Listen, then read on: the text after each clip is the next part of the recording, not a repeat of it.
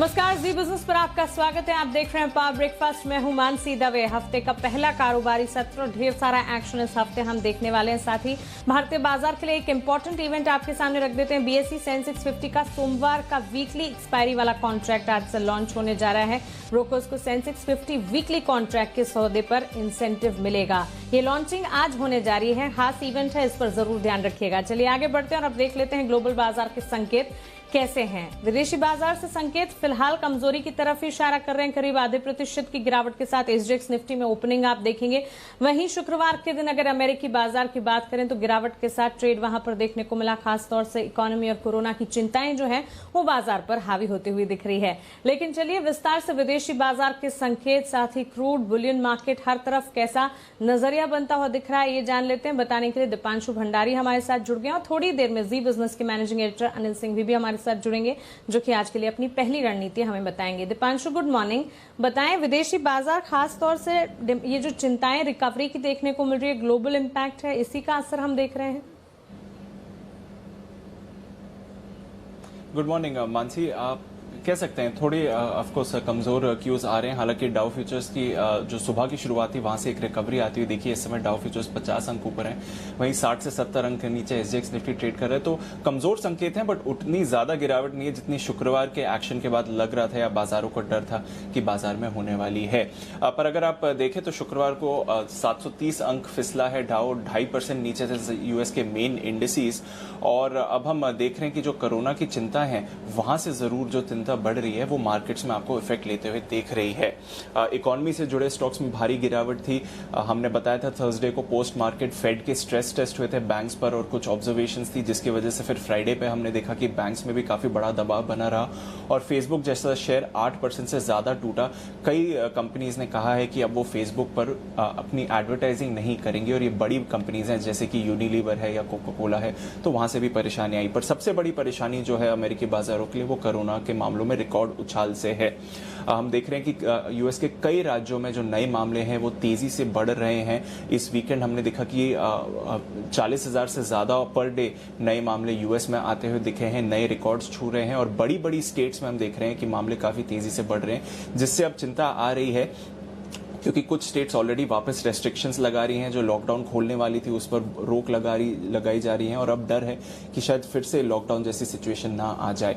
इसके अलावा अगर आप देखें तो यूरोप के बाजार मिले जुले रहे, थोड़ी कमजोरी थी। जर्मनी में वायरक्राफ्ट नाम की कंपनी का फ्रॉड निकला है जो पिछले हफ्ते डोमिनेट कर रहा था ग्लोबल हेडलाइंस और फ्राइडे के दिन उस एक शेयर में 63% की गिरावट आती हुई दिखी, तो वहां से बाकी स्टॉक्स पर भी असर पड़ते हुए दिखा। इसके अलावा अगर आप देखें तो डिमांड की चिंता से कच्चे तेल पर दबाव है।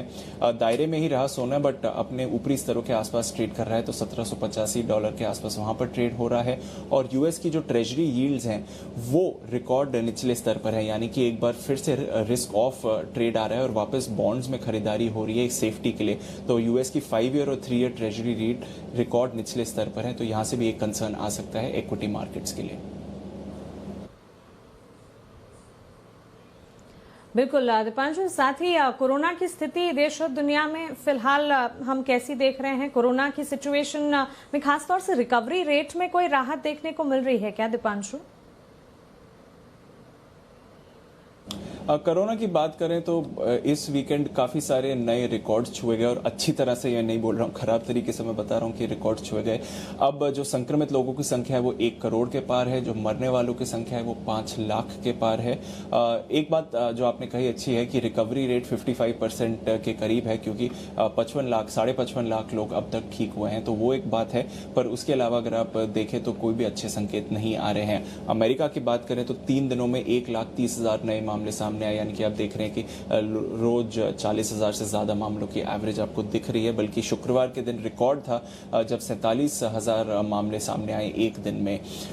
34 अमेरिकी राज्य ऐसे हैं जहां पर आप देख रहे हैं कि कोरोना के मामलों में बड़ा उछाल है और बड़े राज्य जैसे कि कैलिफोर्निया, टेक्सास या फ्लोरिडा, जो आबादी के तौर पे अमेरिका के सबसे बड़े राज्य हैं, वहां के नए मामलों में रिकॉर्ड उछाल देखा जा रहा है, जिसकी वजह से अब इन स्टेट्स में और कई और स्टेट्स में वापस से रेस्ट्रिक्शंस लगाने की बात हो रही रही है और कुछ रिस्ट्रिक्शंस तो ऑलरेडी लगाए जा रहे हैं, जिसकी वजह से आपको डर बढ़ते हुए दिख रहा है। और अब डर ये भी है कि जिस तरह से अब नए मामलों में उछाल आ रहा है, आने वाले कुछ हफ्तों में जो मरने वालों की संख्या है वहां पर भी आपको उछाल देखने को मिलेगा, तो वो भी एक चिंता का विषय है।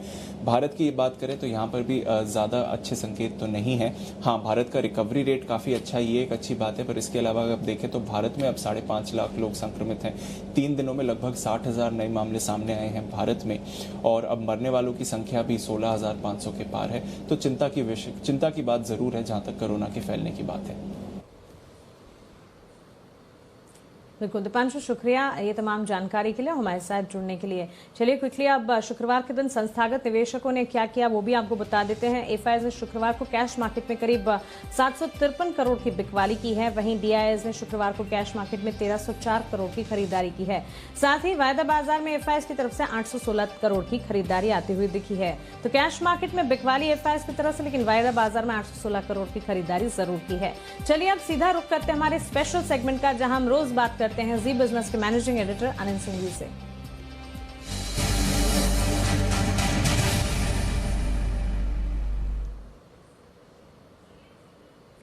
Anil ji good morning. दीपांशु से अभी बात हुई और वो बता रहे थे कोरोना चिंता का विषय जरूर है, विदेशी बाजार से भी कमजोरी के संकेत हैं, लेकिन ठीक हर रोज आप जैसे कहते हैं कि दीपांशु सारी नेगेटिव बातें बता जरूर देते हैं, आपकी कोई कमेंट्री जो कि राहत देगी? गुड मॉर्निंग मानसी, लेकिन अब थोड़ी सी दिक्कतें बढ़ रही है। एक्चुअली हो क्या रहा है, जब शुरुआती वक्त अमेरिका में कोरोना पहुंचा था और तब अमेरिकी बाजार रिएक्शन देना शुरू किए थे। अब वापस से अमेरिकी बाजार कोरोना पर पिछले 2-3 सेशन से रिएक्शन देना शुरू कर रहे हैं। इसका मतलब ये कि जो ये कोरोना की एक तरह से आगे से सेकंड वेव कह लें या फिर से मामलों में तेज बढ़ोतरी जो हुई है उसे कह लें, तो उस पर अब अमेरिकी बाजारों का रिएक्शन आने लगा है। और ये सिर्फ 2 दिनों से हुआ है, उससे पहले कभी नहीं हो रहा था। और उसकी वजह भी साफ है कि जो 3 बड़े राज्य जहाँ सबसे ज्यादा आबादी अमेरिका में है, पहली चीज वो है। और दूसरा ये कि अब वापस से रेस्ट्रिक्शंस लगाने की जो बात हो रही है, वो मुझे लगता है कि थोड़ी चिंता की बात है, क्योंकि जो लोग ये सोचते थे कि लॉकडाउन खुलने के बाद सारी इकोनॉमिक एक्टिविटी वापस से लौट आएगी, वो अब थोड़ी सी दिक्कत की बात दिख रही है। लेकिन हाँ, एक चीज तब और अब में जो फर्क है वो ये कि तब कोरोना जो नया नया आया था तब बाजारों का रिएक्शन बहुत जबरदस्त था, बहुत तेज गिरावट वाला था। अब हम थोड़े मैच्योर हो चुके हैं, कोरोना को समझ चुके हैं, भले ही इलाज ना मिला हो लेकिन समझ में तो आया कि क्या होता है और कैसे होता है। तो इसलिए अब रिएक्शन उतना नहीं होगा, लेकिन अब सावधानी रहेगी। इसके दम पर तेजी करना थोड़ा सा मुश्किल हो जाएगा या बाजार रुक रुक कर चलेंगे। तो मुझे लगता है कि ग्लोबली अब आपको अगले 2-3 ट्रेडिंग सेशन तक ये आंकड़े बहुत क्लोजली देखना जरूरी है। और प्लस ये भी देखना जरूरी है कि क्या वाकई में अमेरिकी बाजारों का मूड अब बदल गया है कि कोरोना पर रिएक्शन देना हम शुरू कर रहे हैं और इसे कंटिन्यू करेंगे। 1-2 दिनों से ट्रेंड का पता लगाना मुश्किल है, 2 दिनों से तो ये लग रहा है, पिछले 2-3 दिनों से जिस तरह से आंकड़े आए उससे देख के लग रहा है कि अब अमेरिका में थोड़े से बाजार रिएक्शन दे रहे हैं। लेकिन अभी भी मैं 1-2 दिन और देखना चाहता हूँ। जहाँ तक कोरोना का सवाल है, हमारे यहाँ भी आंकड़े काफी खराब आते हुए दिख रहे हैं। 19-19,500 का आंकड़ा कल का आया है, 3 दिनों में 50-60 हजार नए केसेस आ गए। एक्सपेक्टेड है, सबको पता है कि लॉकडाउन खुलेगा और धीरे धीरे लाइफ बैक टू नॉर्मल होगी तो ये मामले बढ़ेंगे भी। लेकिन अब वही बात है कि बाजार इस पर कब रिएक्शन देना शुरू करते हैं। एक बात पक्की है, रिएक्शन आएगा, लेकिन पहले जितना नहीं, ये बात तय है। बिल्कुल। फिर आज के लिए कौन सी रणनीति अहम होंगी सर? देखिए, बहुत गैप से खुले हैं तब तो खरीदना चाहिए तुरंत ही। ट्रेंड बाजार का मजबूत है, क्लोज ठीक है, तकनीकी तौर पर हम खराब नहीं है, तो गिरावट में खरीदारी की अभी भी स्ट्रेटेजी जो है वो बरकरार रहेगी। अभी तक बाजार ने कोई भी अहम सपोर्ट लेवल तोड़ा नहीं है दिन के दौरान या फिर क्लोजिंग बेसिस पे, जिससे कि आपको ये लगे कि बाजार खराब हो रहे हैं। मान के देखिए, सबसे पहले 10,200 इसके नीचे बाजार का बंद होना जरूरी है। तो कमजोरी का पहला संकेत, कमजोरी का भी नहीं कहूंगा, मैं कहूंगा कि सावधानी का पहला संकेत तब मिलेगा जब बाजार 10,200 के नीचे बंद हो। और बाजार का ट्रेंड जो पॉजिटिव है, पॉजिटिव से न्यूट्रल तब होगा जब बाजार 10,000 के नीचे बंद हो। तो ये 2 लेवल क्लोजिंग बेसिस पे ध्यान में रखिए कि निर्णायक तौर पर अगर 2-3 दिन 10,200 के नीचे बंद होना शुरू करे तो आप सावधान हो जाइए, और 10,000 के नीचे बंद हो तो आपको क्लोजिंग बेसिस पर अपना एक तरह से स्टॉप लॉस लगाकर निकल जाना है। जहां तक आज का सवाल है, 10,175, 10,200 बहुत मजबूत सपोर्ट जोन है। इनफैक्ट 10,250 के आसपास खुलता है और वहां से नीचे आना शुरू करता है तो वहीं पर आपको खरीदारी कर लेना चाहिए। 10,175, 10,200 को आप सपोर्ट जोन मानिए। 10,400, 10,475 ऊपरी रेंज है, जहां पर बाजार में थोड़ा सा प्रॉफिट बुकिंग या फिर यूं कहते हैं कि अटकने वाली रेंज बन सकती है। जहां तक बैंक निफ्टी का सवाल है, 21,250, 21,350 पहला सपोर्ट लेवल है, जिसके आसपास शायद खुले। उसके नीचे अगर हम गए तो फिर शायद दिक्कतें बढ़ेगी, तब 20,900, 21,000 तक बैंक निफ्टी पर हम जाते हुए देख सकते हैं।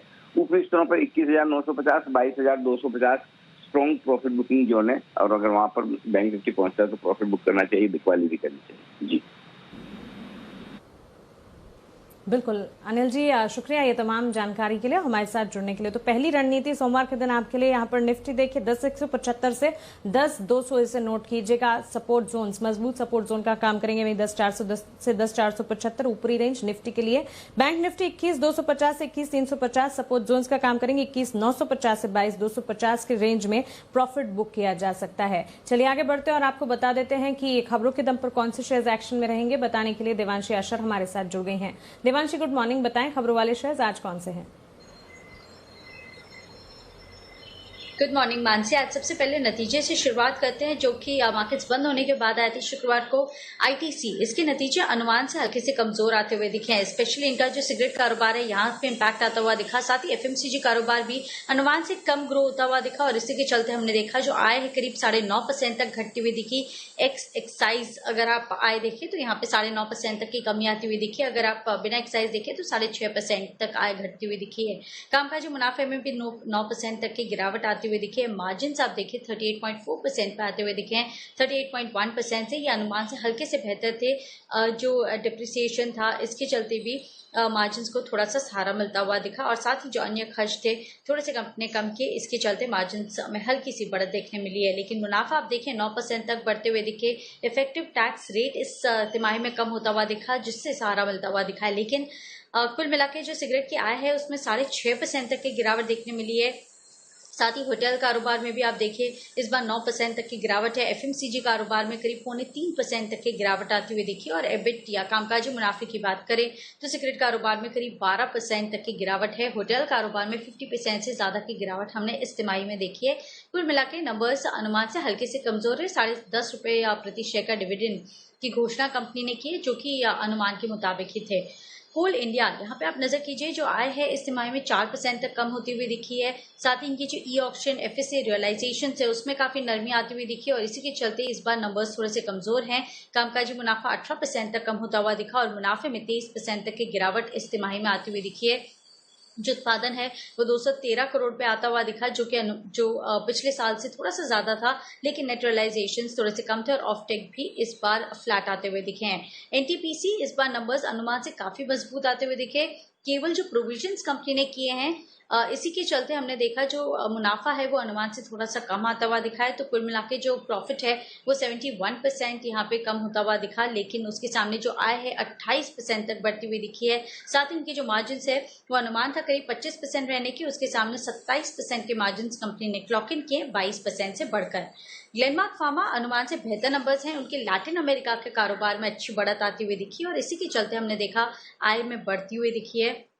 भारतीय कारोबार 14.5% तक बढ़ते हुए दिखे, और साथ ही नॉर्थ अमेरिका अनुमान था 4 से 5% की गिरावट का, उसके सामने केवल 1% तक की गिरावट हमने देखी है। तो यहाँ पे भी नंबर्स जो हैं काफी अच्छे हैं। मार्जिन इस बार 17% पे आते हुए दिखे, 14% से बढ़कर, और आय में करीब 8% तक की बढ़त आती हुई दिखी है। मुनाफा इस तिमाही में एडजस्टेड मुनाफा 220 करोड़ पे आता हुआ दिखा है। बावजूद इसके कि कंपनी को करीब 33 करोड़ का एक्सेप्शनल गेन हुआ था इनके कारोबार बेचने पे। पिरामल एंटरप्राइज पर नजर कीजिए। हमने आपको जो एक्सक्लूसिव खबर दी थी कि कार्याल सबसे हाईएस्ट बिडर है इनके फार्मा कारोबार के लिए, और ये खबर आती हुई दिखी थी शनिवार के दिन कि इन्होंने करार किया है पिरामल एंटरप्राइज और साथ ही कार्याल ने उनकी फार्मा कारोबार में 20% हिस्सेदारी खरीदेंगे, और जो अमाउंट है वो अनुमान से बेहतर आती हुई दिखी है। 3700 करोड़ में ये 20% हिस्सा खरीदेंगे। इसी के चलते आज फोकस में है। S&P के कई बैंक्स पर और फाइनेंशियल्स पर अपडेट आते हुए दिखे हैं। उसमें आप देखिए एक्सिस बैंक और बजाज फाइनेंस इन दोनों की रेटिंग जंग श्रेणी में डाल दी है और साथ ही रेटिंग BBB नेगेटिव या A-3 से घटाकर अब BB+ और स्टेबल आउटलुक दे दिया है। साथ ही PFC, मनप्पुरम फाइनेंस और श्रीराम ट्रांसपोर्ट की भी रेटिंग इन्होंने घटा दी है। HDFC बैंक पर नजर रखें, जहां पे QIP और ADR के जरिए 13,000 करोड़ रुपए जुटाने की योजना बैंक की है। इस पर आज नजर रखें तो ये सारे स्टॉक्स हैं जिनके चलते आज एक्शन दिखेगा। मानसी, बिल्कुल देवांशी, शुक्रिया ये तमाम जानकारी के लिए। सीधा आगे बढ़ते हैं और जान लेते हैं कि आज मार्केट पर एक्सपर्ट क्या राय दे रहे हैं। आनंद राठी सिक्योरिटी से नीलेश जैन हमारे साथ जुड़ गए हैं। नीलेश, इंडेक्स स्पेसिफिक आपकी राय क्या होगी और साथ ही स्टॉक स्पेसिफिक मूव्स भी क्विकली बताइए। Good morning Mansi. हमने पिछले वीक जो रैली देखी थी वो शॉर्ट कवरिंग रैली थी because of the monthly expiry. हमारा ये मानना है कि ओवरऑल एक एक्सपेक्टेड है कि यहाँ पे मुनाफा वसूली हम देख सकते हैं। तो ऑन द डाउन साइड 10,250 से 10,200 तक की लेवल हम आते हुए देख सकते हैं। एक स्टॉप लॉस लगाना होगा 10,450, बिकवाली करने की सलाह होगी। यहाँ पे अगर फ्लैट ओपनिंग होती है या थोड़ी सी गैप अप होती है तो वहाँ पे बिकवाली करने की सलाह होगी। ओवरऑल हमारी जो रेंज है वो है 10,100 से 10,550 की। और वहीं मैं स्टॉक की रेकमेंड करना चाहूंगा। आप कहाँ देख रहे हैं आज? बिल्कुल, एक बाय और एक सेल रिकमेंडेशन है। पहले शुरुआत करना चाहूंगा सेल से, अपोलो हॉस्पिटल, जहाँ पे एक स्ट्रक्चरल ब्रेकडाउन और बेरिश एंगल्फिंग बनते हुए दिख रहा है। वहाँ पे शॉर्ट बिल्डअप भी हमने फ्राइडे के सेशन में देखा था। बिकवाली करने की सलाह होगी 1410 के स्टॉप लॉस से 1350 के टारगेट के लिए। वहीं एक कॉन्ट्राबैट IT स्पेस में हमने ओवरऑल रुझान बनते हुए देखा है। फ्राइडे के सेशन में भी हमने काफी अच्छी तेजी देखी थी। टेक महिंद्रा में खरीदारी करने की सलाह होगी। 545 का स्टॉप लॉस होगा, 590 के टारगेट होंगे। ऑलराइट नीलेश, शुक्रिया ये तमाम जानकारी के लिए। कमोडिटी बाजार का जायजा ले लेते हैं। मोतीलाल ओसवाल कमोडिटीज के अमित सजीजा आप हमारे साथ जुड़ गए हैं। अमित, गुड मॉर्निंग, स्वागत है आपका जी बिजनेस पर। सबसे पहले एनर्जी पैक पर ही अपना नजरिया दीजिए क्योंकि डिमांड की चिंताएं कच्चे तेल को परेशान कर रही है। वहीं बुलियन मार्केट पर भी आपकी स्ट्रैटेजी क्या होगी? जी नमस्कार। देखिए, क्रूड ऑयल में जैसे आपने बताया काफी उठापटक है, लेकिन जब तक 2,800 के आसपास प्राइस सस्टेन कर रही है तब तक मुझे लगता है कि एमसीएक्स पर जो है जो पिछली तेजी है वो जारी रहने की उम्मीद है। इसी वजह से मैं जो पिछला ट्रेंड है उसके साथ चलना पसंद करूंगा और बाइंग की सलाह दूंगा 2,880 के रीजन में। और मुझे लगता है कि 3,000 के स्तर जो है दोबारा छू सकता है बाजार। उस तरह मैं बुलियन की अगर बात करूँ तो मुझे लगता है गोल्ड सिल्वर में जो रिसेंट तेजी है वो जारी रहने की उम्मीद है। 48,200 के करीब मिलता तो गोल्ड बाय किया जा सकता है। सिमिलरली 48,400 के करीब चांदी में तेजी की जा सकती है। बिल्कुल अमित, शुक्रिया ये तमाम जानकारी के लिए, हमारे साथ जुड़ने के लिए। कुछ अहम ट्रेडिंग कॉल्स क्विकली आपके सामने रख देते हैं। चॉइस ब्रोकिंग की तरफ से इप्का लैब पर कैश मार्केट में खरीदारी की राय है। यहां पर 1800 पहला लक्ष्य, 1835 दूसरा लक्ष्य, खरीदारी कीजिएगा 1625 के स्टॉप लॉस के साथ। एक्सिस सिक्योरिटीज 2 स्टॉक्स पर खरीदारी की राय दे रहे हैं। वेस्टलाइट डेवलपमेंट यहां पर 336 के टारगेट्स को ध्यान में रखें, 321 का स्टॉप लॉस लगाएं। इन्फोसिस यहां पर 730 के स्टॉप लॉस के साथ 765 के टारगेट्स को मानकर चलें, खरीदारी यहां पर भी कीजिएगा। चलिए अब वक्त है FIR का, यानी कि FI इन्वेस्टमेंट रिपोर्ट्स का।